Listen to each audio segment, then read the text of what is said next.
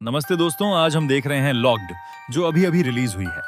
कहानी की शुरुआत होती है एक छोटे से कस्बे से, जहां अपराध इतना बढ़ गया है कि लोग डर डर के जी रहे हैं। हर रोज चोरी, झगड़ा, मारपीट का माहौल रहता है। हत्या भी अब आम बात हो गई है। इसी कस्बे में हम मिलते हैं एडी नाम के एक लड़के से, जो एक गैरेज में पहुंचा है। उसने गैरेज के मालिक से कुछ बात की थी। एडी ने पहले मालिक से पैसे उधार लिए थे, मगर वक्त पर लौटा नहीं पाया। इसीलिए मालिक ने उसकी कार अपने कब्जे में ले ली। एडी कुछ पैसे जेब में लेकर गैरेज आया और मालिक से बोला, भाई मेरे पास बस इतने ही पैसे हैं, ये रख ले और मेरी कार वापस दे दे।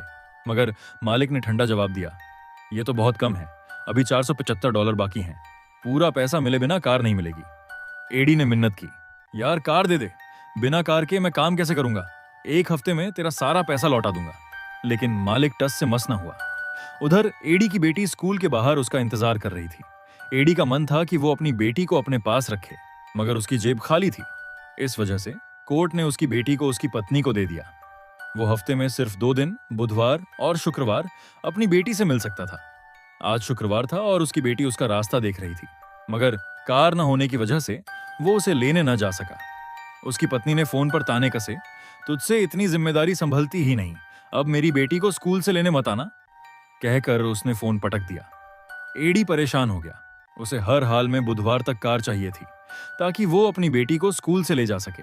तभी उसकी नजर गैरेज में रखे एक बटुए पर पड़ी। उसने चुपके से वो बटुआ चुरा लिया, मगर क्या किस्मत, उसमें सिर्फ $30 थे। उसने उन पैसों से लॉटरी टिकट खरीदे, मगर सारे टिकट खाली निकले। वो $30 भी डूब गए। एडी ने आसपास की गाड़ियों को खंगाला, सोचकर कि शायद कोई गाड़ी खुली हो और उसमें कुछ सामान मिल जाए, जिसे बेचकर वो $475 जुटा ले। मगर सारी गाड़ियां लॉक थीं। एक कार में उसने एक प्यासा कुत्ता देखा। एडी ने अपना पानी उस कुत्ते को पिला दिया। थोड़ा आगे बढ़ा तो उसकी नजर एक चमकती काली कार पर पड़ी। वो काफी लग्जरी थी। एडी ने उसे चेक किया और किस्मत से वो खुली थी। वो चुपके से कार में घुस गया और हर कोने को छान डाला, कुछ कीमती ढूंढने के लिए। एडी पहले छोटी मोटी चोरियां कर चुका था, मगर उसने कभी बड़ा गुनाह नहीं किया। लेकिन कार में कुछ खास न मिला। निराश होकर वो बाहर निकलने लगा। तभी उसे एहसास हुआ कि कार लॉक हो गई। उसने बार बार कोशिश की, मगर दरवाजा न खुला। एडी डर गया, ये क्या माजरा है, कार अचानक लॉक कैसे हो गई। उसने हाथ पैर मारकर शीशे तोड़ने की कोशिश की, मगर सारे शीशे बुलेट प्रूफ थे, आसानी से टूटने वाले नहीं। एडी ने सोचा, कार स्टार्ट करके भाग जाऊं, मगर कार स्टार्ट न हुई। तभी कार की स्क्रीन पर एक कॉल आई, जिस पर लिखा था, मेरा फोन उठा। एडी समझ गया कि ये कार के मालिक का कॉल है। उसे डर लगा कि वो चोरी करने आया था और अब मालिक उसे पकड़ने की फिराक में है। इसीलिए उसने फोन न उठाया। उसने फिर कार के पुर्जे खोलकर बाहर निकलने की कोशिश की, मगर सब बेकार। वो कार जैसे किसी को कैद करने के लिए बनाई गई थी। एक बार अंदर गया तो बाहर निकलना मुश्किल। कोशिश करते करते एडी के हाथ में गहरा घाव हो गया। आखिरकार कोई रास्ता न देख उसने फोन उठा लिया। दूसरी तरफ से एक आदमी बोला, मैं विलियम हूं, मेरी कार में स्वागत है, ये कार मैंने तुम जैसे लोगों के लिए खास बनवाई है। विलियम ने कहा, इस इलाके में मेरी कई गाड़ियां चोरी हो चुकी हैं, मैं तंग आ चुका था, पुलिस से शिकायत की, मगर कोई चोर पकड़ा ना गया, इसलिए मैंने खुद ये जाल बिछाया, तुम जैसे चोरों को सबक सिखाने के लिए, मेहनत करने वाले लोगों का सामान बचाने के लिए। मेरे दोस्त, अब मैं तुझे नरक का मजा चखाने वाला हूं।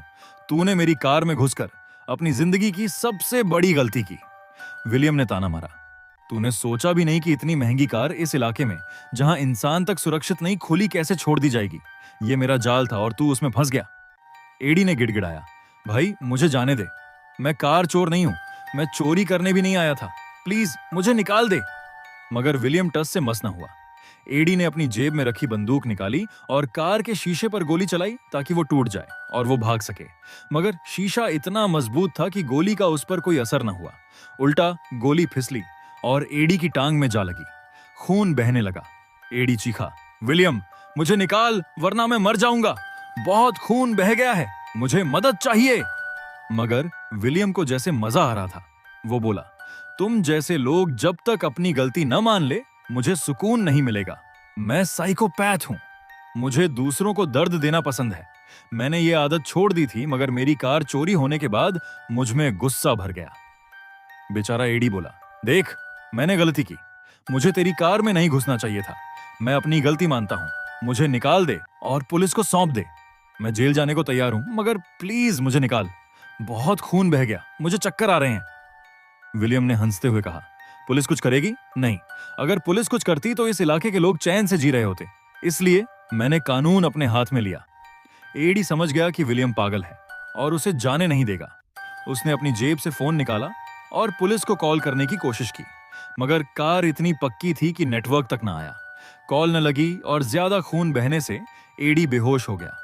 रात को जब उसे होश आया तो उसने देखा कि उसके हाथ और टांग पर पट्टियां बंधी थीं।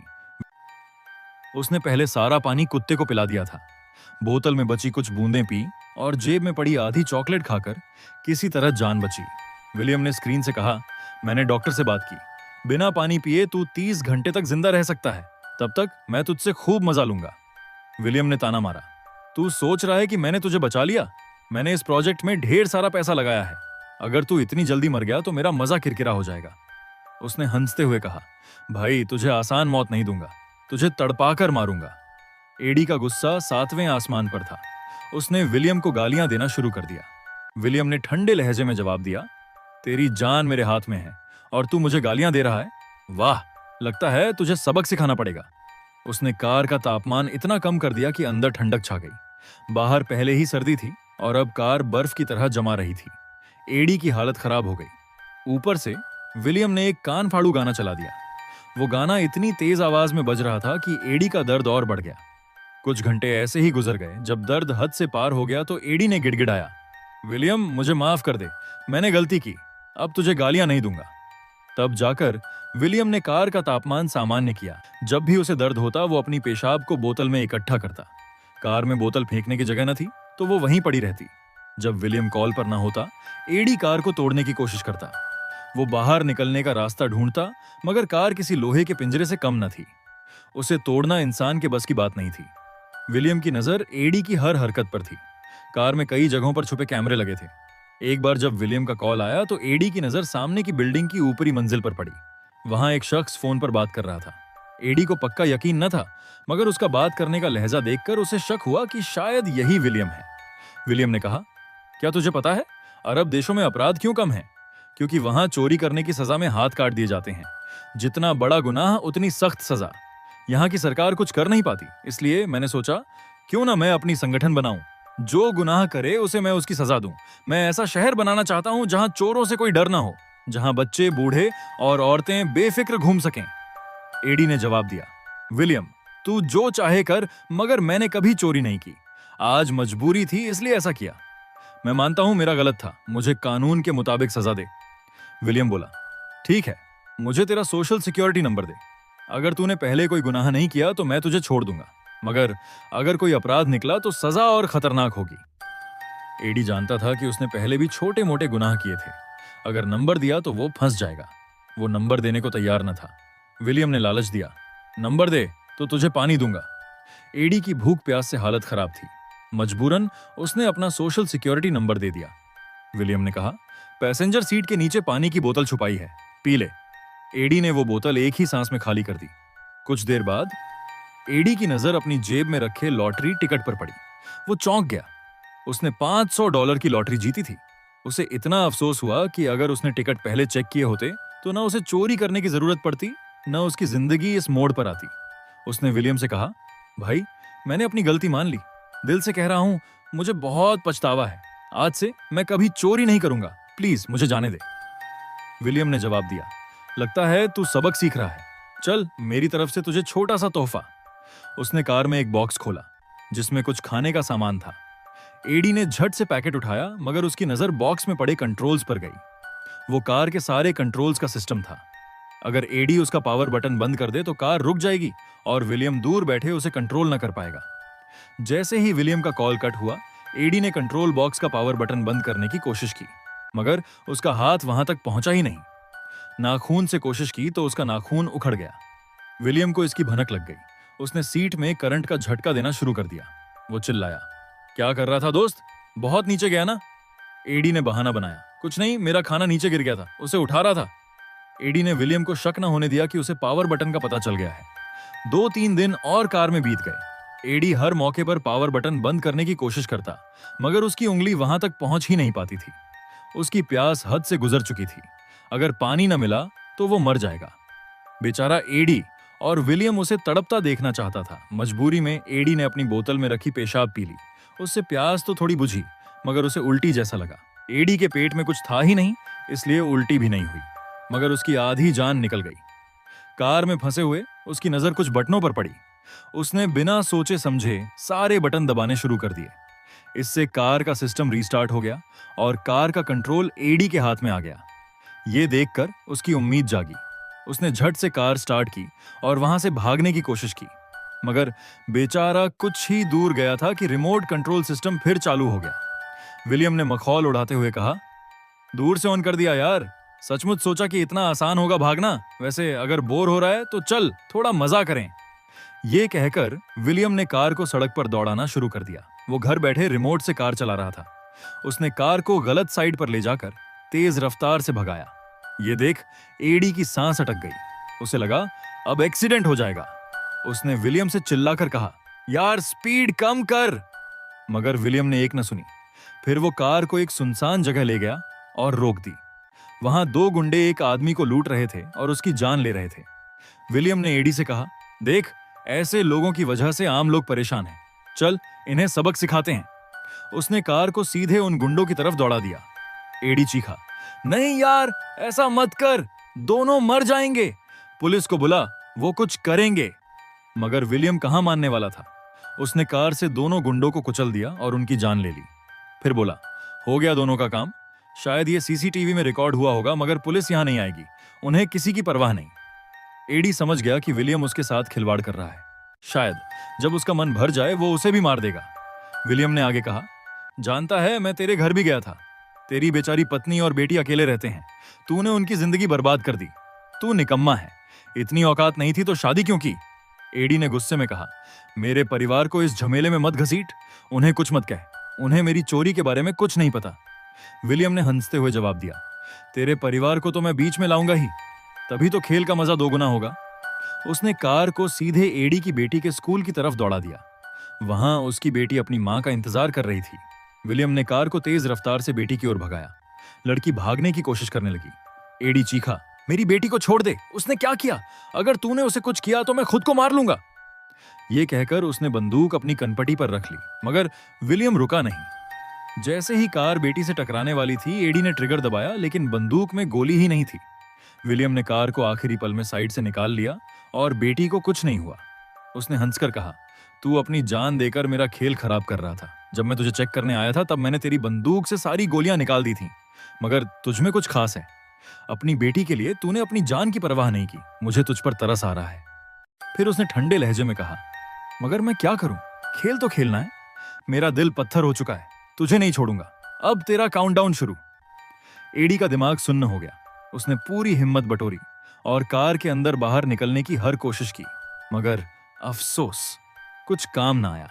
थक हार कर एडी ने अपनी बेटी के लिए एक वॉइस नोट रिकॉर्ड किया। उसने कहा, मेरी बेटी, मुझे माफ कर दे। ना मैं तुम्हें अच्छी जिंदगी दे सका, ना तुम्हारी मां को। मैं बहुत बुरा इंसान हूं। शायद भगवान मुझे मेरी गलतियों की सजा दे रहा है। मगर नेटवर्क ना होने की वजह से वो मैसेज भेजा ना गया। अगले सीन में विलियम कार को एक सुनसान जगह ले गया और रोक दी। उसने कार का शीशा थोड़ा खोला और एडी से बोला, जल्दी से खुद को रस्सी से बांध ले, वरना मैं तेरे परिवार को मार दूंगा। यह सुनकर एडी ने खुद को रस्सी से बांध लिया। फिर विलियम कार में आया। वो एक बूढ़ा मगर अमीर दिखने वाला शख्स था। उसने अपने साथ कफन का सामान लाया था। शायद उसका इरादा एडी को मारकर जंगल में दफनाने का था। उसने कार को तेज रफ्तार से जंगल की ओर दौड़ाया। रास्ते में विलियम बोला, जानता है, कुछ गुंडों ने मेरी बेटी की इज्जत लूटी और उसकी जान ले ली। इसने मुझसे बहुत कुछ छीन लिया। इसलिए मैं ऐसा शहर बनाना चाहता हूं जहां किसी के साथ ऐसा ना हो। एडी ने जवाब दिया, मैं तुझसे मिलने का इंतजार कर रहा था। आज या तो तू जिएगा या मैं तुझे और किसी को तड़पाने नहीं दूंगा। यह कहकर उसने आखिरकार पावर बटन बंद कर दिया। कार पूरी तरह रुक गई, मगर रफ्तार इतनी थी कि वो खाई में जा गिरी। विलियम की हालत खराब हो गई। किस्मत से दोनों की जान बच गई, मगर गिरते वक्त विलियम की बंदूक से गोली चली और उसे ही लग गई। वो बुरी तरह जख्मी हो गया। एडी ने रस्सी खोल दी और सारा गुस्सा निकालते हुए विलियम को खूब पीटा, मगर उसकी जान लेने से पहले उसकी बेटी का फोन आ गया। कार टूटने से नेटवर्क आ गया था। मगर कार इतनी टूटी न थी कि कोई बाहर निकल सके। बेटी ने कहा, पापा आपने कैसा मैसेज भेजा, आप ठीक तो हैं? मुझे बहुत डर लग रहा है। एडी ने जवाब दिया, बेटी मैंने तुझे डराने के लिए नहीं कहा था। मैं मुसीबत में फंस गया था मगर भगवान ने बचा लिया। कल बुधवार है, मैं 2:15 बजे स्कूल तुझे लेने आऊंगा, मेरा इंतजार करना। मगर तभी कार में आग लग गई। ये देख, एडी ने हथौड़े से शीशा तोड़ने की कोशिश की। किस्मत से एक्सीडेंट की वजह से शीशा कमजोर हो गया था, वो टूट गया। एडी तुरंत बाहर निकला मगर विलियम आग में जलकर मर गया। सड़क किनारे खून से लथपथ एडी किसी गाड़ी का इंतजार कर रहा था। एक ड्राइवर ने उसकी हालत देखी और उसे एक्सीडेंट का शिकार समझकर तुरंत अपनी कार में बिठाया। वो उसे हॉस्पिटल ले गया। एडी ने जिंदगी में कई गलतियां की थीं। न उसने अपनी पत्नी के साथ अच्छा बर्ताव किया, न अपनी बेटी का ख्याल रखा।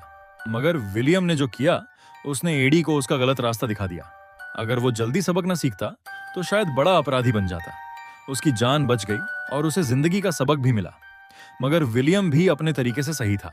उसका कहना था कि जब कानून कुछ नहीं करता तो अपराध बढ़ता है। इसलिए उसने अपराधियों को सबक सिखाने का बीड़ा उठाया। हाँ, उसका तरीका गलत था मगर कभी कभी डर से ही लोग सुधरते हैं। एडी ने लॉटरी में जीते पैसे तुरंत गैरेज मालिक को दिए। मालिक बोला, तेरी कार अंदर रखी है, निकालने में आधा घंटा लगेगा, इंतजार कर। मगर एडी की बेटी स्कूल के बाहर उसका इंतजार कर रही थी। इस बार वो उसका दिल नहीं तोड़ना चाहता था।